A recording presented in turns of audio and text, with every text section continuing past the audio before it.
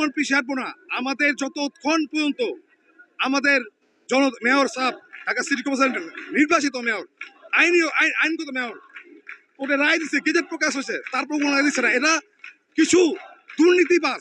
কারণ ইসহাক হোসেন বলেছে যে আপনার সিটি কর্পোরেশন দুর্নীতিমুক্ত করবে।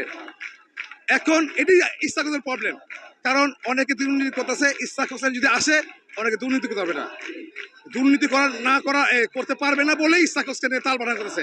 কিন্তু কয়েকদিন করে আমরা দেখি, কিন্তু যদি ইসহাক হোসেনকে মেয়র এর দায়িত্ব না বুঝে দেয়, আমরা ঢাকা অবরোধ, রেলপথ বন্ধ করবো, ঢাকা পরিবেশ বন্ধ করবো।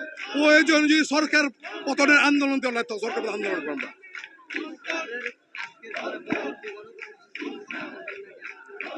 আমাদের কর্মসূচি সবসময় থাকবে যতক্ষণ না পর্যন্ত আপনার মেয়র সাহেবকে তার দায়িত্ব না বুঝাবে। আমাদের ভাই দায়িত্ব বুঝান ছাড়া এর বিকল্পই নেই। আমরা রাস্তা ছাড়বো না।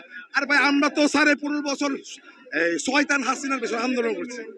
ইউনূস সাহেব তো ভদ্রলোক, আমরা তো ওনার সাথে আন্দোলনে আমরা ঢাকাবাসী তো ওনাকে খারাপ বলতেছি না, কিন্তু ওনাকে কিছু লোক খারাপ পরামর্শ দিয়ে, যারা দুর্নীতিবাজরা, তাকে যেমন প্রস্তাবিত করতেছে।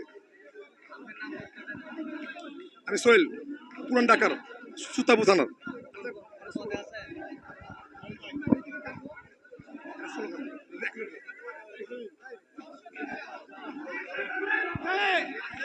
ইসহাক হোসেন, ইসহাক হোসেন, ইসহাক হোসেন, ইসহাক হোসেন, শপথ দিয়ে তালবাহানা চলবে না, চলবে না।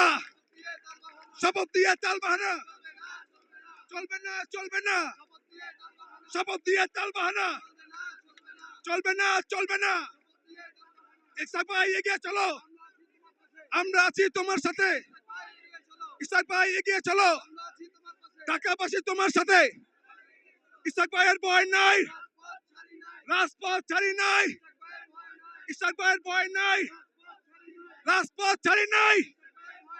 ইসহাক হোসেন, ইসহাক হোসেন, ইসহাক হোসেন, শপথ দিয়ে তালবাহানা।